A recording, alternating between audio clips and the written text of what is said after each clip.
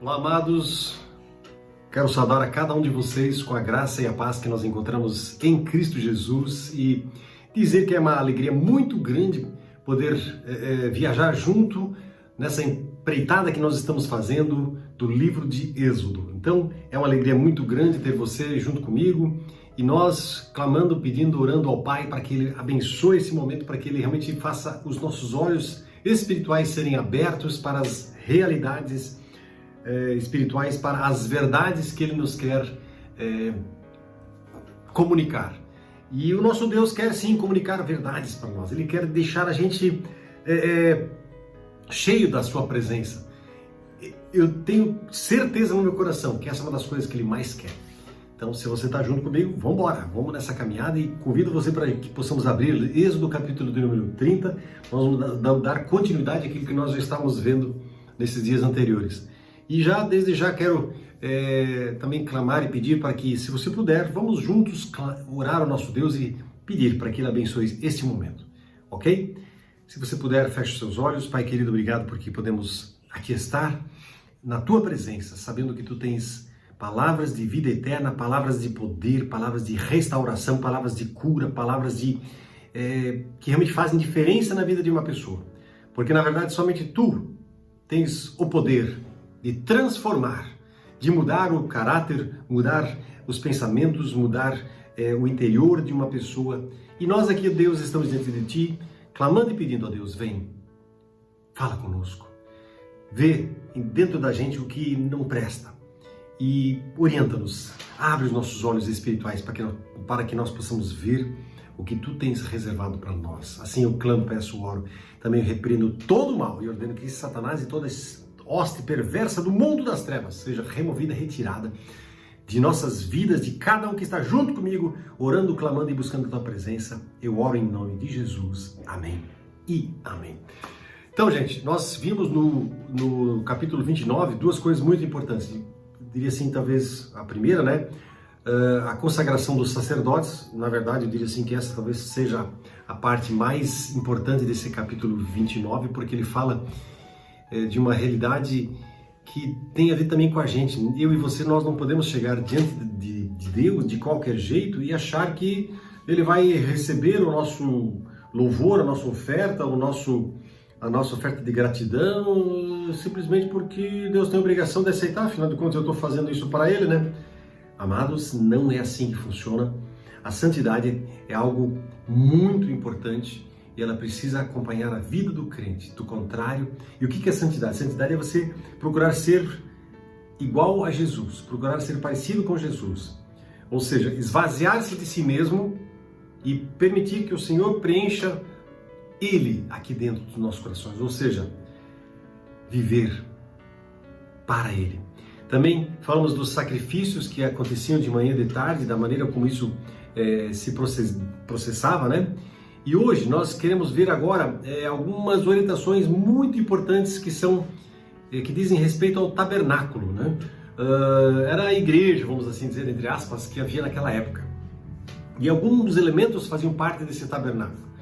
O primeiro elemento é o do altar do incenso. Então, vamos à leitura da palavra e nós vamos já acompanhar isso aqui para ver o que a palavra tem para nos falar nesse momento aqui agora. Então, Êxodo capítulo de número 30, os versos de 1 até 10, vamos fazer essa leitura e eu convido você para me acompanhar, ou você, se tiver a sua palavra, já pode acompanhar também aí. Então, farás também um altar para queimares nele o incenso. De madeira de acácia o farás. Terá um côvado de comprimento e um de largura, será quadrado, e 2 de altura. Os chifres, eles formarão uma só peça com ele.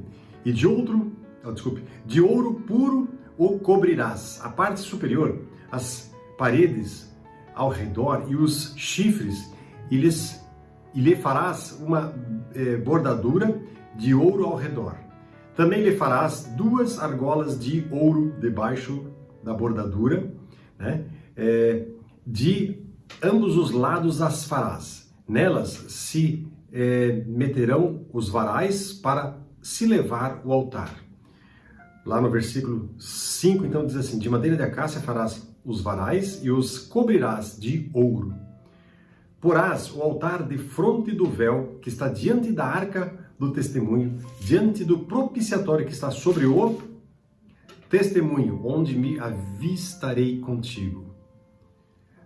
Arão, versículo 7, lá diz o seguinte, então, Arão queimará sobre ele o incenso aromático cada manhã, quando preparar as lâmpadas, o queimará.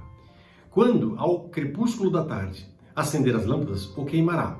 Será incenso contínuo perante o Senhor pelas vossas gerações. Não oferecereis sobre ele incenso estranho. Isso aqui é uma coisa muito importante. Nem holocausto, nem oferta de manjares, nem tampouco derramarás libações sobre ele. Uma vez ao ano, Arão fará expiação sobre os chifres do altar, com o sangue da oferta pelo pecado. Uma vez no ano, fará expiação sobre ele, né? E pelas vossas gerações, santíssimo é ao Senhor. Então aqui nós temos que há um pequeno altar que foi feito de madeira de acácia e revestido de ouro. E ele é chamado muitas vezes de o altar de ouro. E mais adiante, no capítulo 39, no capítulo 40, ou mesmo lá em Números, capítulo 4, ele vai falar sobre esse altar de ouro, em contraste com o altar de bronze dos sacrifícios. Esse altar de bronze era o lugar onde eles sacrificavam os animais. Aqui não. Repararam que ali no finalzinho, nós lemos lá que não pode. Aqui, ó, versículo 9. Não oferecereis sobre ele incenso estranho, nem holocausto, nem ofertas de manjares, nem tampouco derramar as libações sobre ele. Então, esse pequeno altar, ele era muito diferente. Ele tinha mais ou menos, pelo côvado da época, né, algo em torno de 45, 46 centímetros de cada lado e 91, 92 centímetros de altura. E sobre os 4 cantos superiores haviam chifres. E havia uma bordadura, como diz na minha palavra, ou em algumas traduções vai falar de uma moldura ao redor desse altar. E abaixo dessa moldura, sobre os cantos, haviam argolas de ouro para se transportar esse altar. E esse altar ficava onde? No lugar santo, bem em frente do véu que separa o Santo dos Santos da Arca.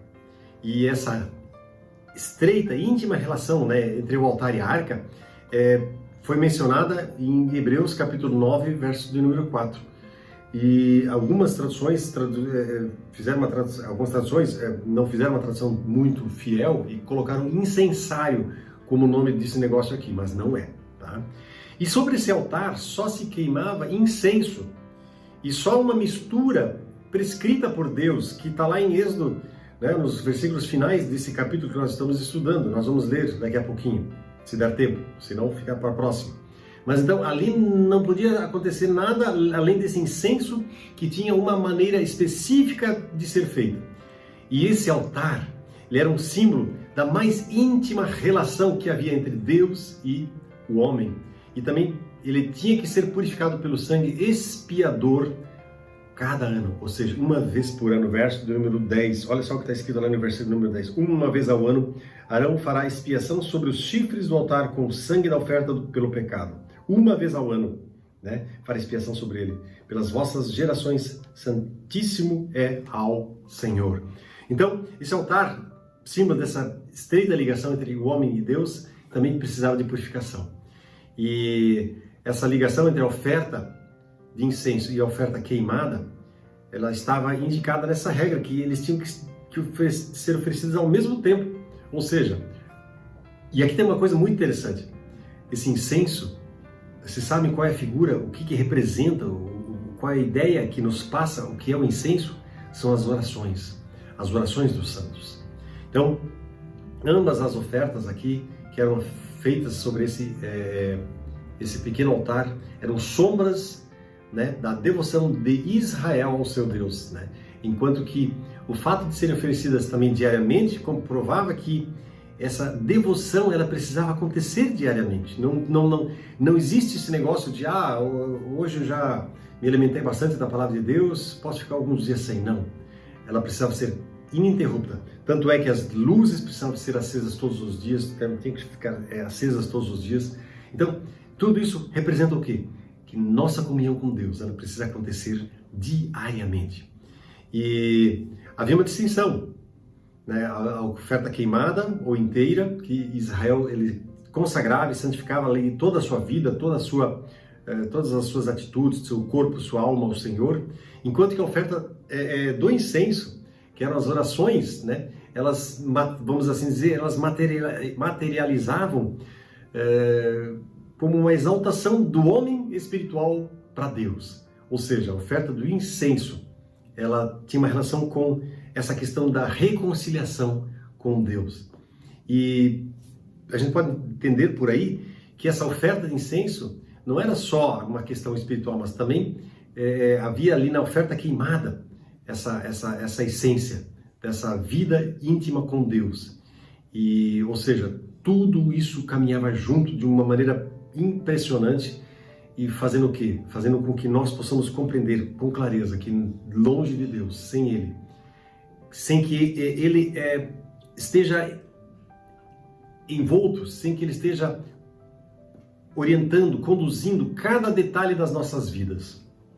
Tudo que nós viemos a fazer precisa passar pela mão do Senhor. Aliás, essa questão de Deus fazer parte de tudo que nós fazemos, isso é fundamental. Isso é uma das, vamos assim dizer, das prerrogativas de uma vida com Cristo, de uma vida cristã genuína.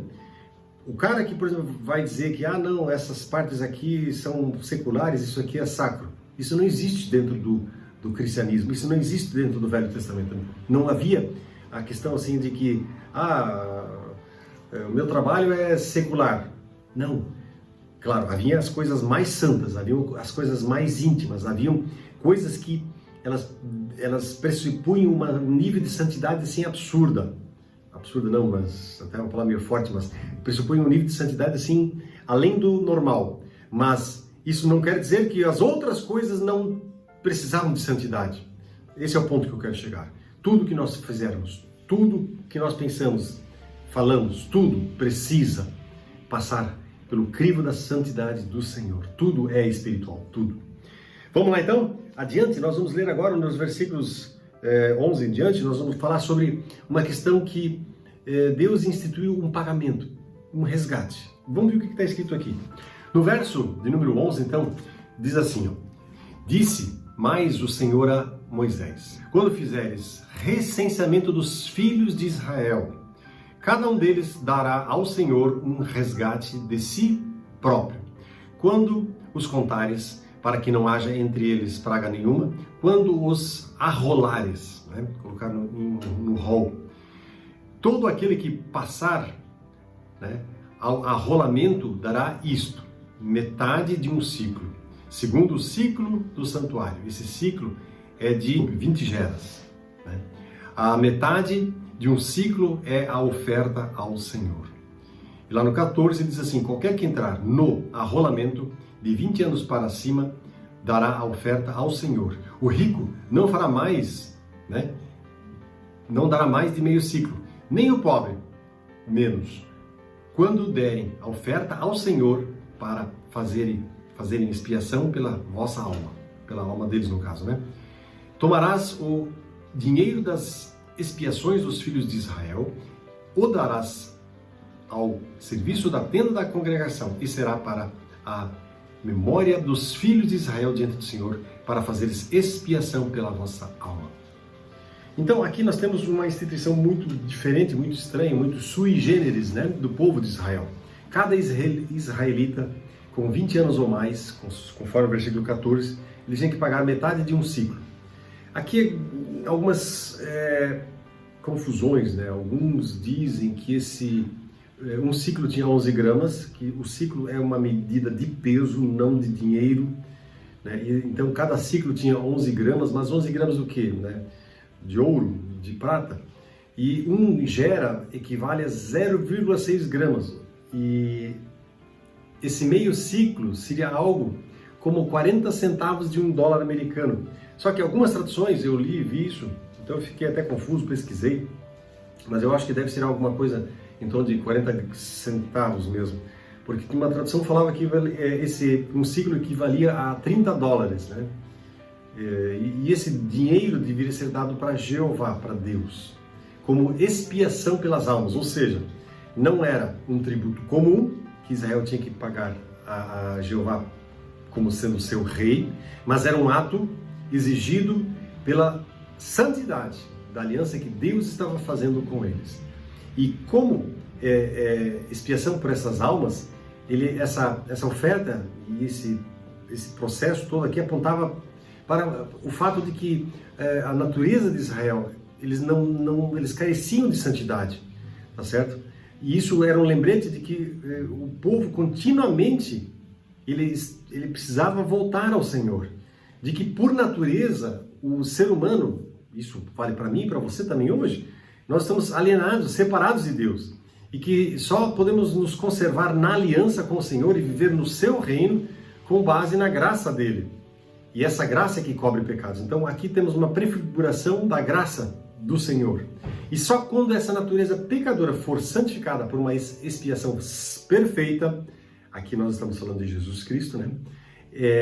E então a servidão sob a lei, ela poderia, vamos assim dizer, ser removida, né? Porque na época, nesse momento, ela estava sendo glorificada, mas quando Jesus ele se torna o nosso sacrifício perfeito, essa servidão sob a lei, ela é removida, e aí a nossa filiação, ela é elevada a um nível muito superior, ou seja, nós ali passamos a viver debaixo do chamado, não apenas agora como criaturas, mas sim como filhos do reino. E nós, portanto, quando o sacrifício perfeito veio, nós não precisaríamos mais pagar o resgate por nossas almas. Mas isso era uma figura daquilo que estava para vir, né? Isso tem validade para nós hoje, mas aquilo que aconteceu na época de Israel era um sinal daquilo que viria no futuro. E como Jesus não tinha vindo ainda, eles precisavam fazer esse negócio aqui. Todo aquele que passar ao arrolamento, ou seja, aquele que fosse contado nesse recenseamento. Só que a contribuição pessoal era tão pequena, ela deixava claro que apesar de dessa expiação era ser necessária, ela se tratava de essa importância que era apenas um pequeno sinal, né? Era um sinal sobre essa questão toda que nós estamos falando. Até porque nenhuma soma de dinheiro poderia remir, poderia nos redimir, poderia nos salvar. Não, isso seria loucura pensar, né, que aquilo lá seria suficiente para resgatar a nossa alma. Não, aquilo era um sinal, é apenas um pequeno símbolo. E essa mesma quantia, ela tinha validade tanto para ricos como para os pobres. Para que ninguém se vangloriasse, eu dei tanto, portanto eu tenho mais direito de ser salvo, né? Eu dei tanto e, portanto, eu tenho direito à salvação, como aconteceu há um tempo atrás na igreja dominante da época medieval. Lutero teve que se levantar contra essas questões todas. Então, mas sim, isso tudo o objetivo era lembrar, né, de que Deus, ele precisava sim estar no comando. Muito bem, amados, e ainda só para a gente ter uma noção daquilo que aconteceu aqui, para a gente saber o que foi feito, né, dessa arrecadação, a gente pode mais tarde ver lá em capítulo 38 de Êxodo, tá bom? E aí nós vamos, eu vou terminar por aqui, nós vamos deixar a próxima parte para o nosso próximo encontro, mas algumas coisas eu queria assim deixar como assim um lembrete para cada um de nós, né? Em primeiro lugar, nós temos que as ofertas, né, nossas precisam ser uma oferta movida pela gratidão que nós temos no nosso coração. E uma oferta de gratidão no coração é a oferta que acontece por parte de uma vida de um crente que ora, que fala com Deus, que leva incenso ao altar. Então, isso é uma coisa muito importante. Isso faz a gente pensar um pouquinho como é que tem andado a nossa vida de oração. Como tem sido a sua vida de oração? Você tem recolhido bastante incenso junto ao altar do Senhor, levado para Ele muito incenso, muita oração?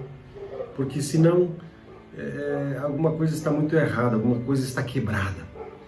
Então, meu amado, eu peço sim para que você reconsidere e veja o que está acontecendo para que isso seja arrumado. Deus, Ele quer restaurar a nossa vida de oração. E outra coisa, né? Nós fomos resgatados por um alto preço, que foi o sangue precioso de Jesus Cristo. O sacrifício perfeito é o sacrifício de Jesus. A grande pergunta que precisa ser feita é a seguinte: vamos nós deixar esse grande sacrifício de Jesus sem a devida resposta, sem uma resposta da nossa parte? O que você está respondendo ao Senhor dos Senhores e Rei dos Reis? Deus, Ele deseja, sim, restauração, cura, libertação nas nossas vidas. Então, meu amado, jogue-se aos pés daquele que tem todo o poder para trazer você junto a Ele, na intimidade com Ele, vivendo uma aventura deslumbrante, uma aventura incrível, porque andar com Jesus é viver a melhor estrada, a melhor caminhada, o melhor projeto de vida que alguém pode ter no seu desenrolar dos seus eventos aí, ok? Faça isso, ore ao Senhor, clame por misericórdia, porque Ele é rico e bondoso, Ele é poderoso para fazer infinitamente mais. Vamos orar. Pai querido, obrigado. Obrigado que a gente pode falar, obrigado que nós podemos conversar contigo, sabendo que Tu tens palavras de vida eterna. Senhor, abençoa a vida de cada um que agora está junto comigo, buscando a Tua presença, buscando a Ti, ó Deus, e dizendo para Ti: Pai, eu quero, desejo, eu preciso de Ti. Restaura a minha vida de oração, restaura a minha comunhão contigo. Meu Deus, vem com graça e poder e quebra, Senhor, todo o poder maldito das trevas na vida de cada um dos Teus filhos que está junto comigo, falando, clamando, pedindo e suplicando. Repreendo todo o mal e ordeno que Satanás saia, se retire em nome de Jesus, de cada vida, cada um que está junto comigo orando. Eu oro e agradeço a Ti, Deus Todo-Poderoso, em nome de Jesus Cristo. Amém e amém.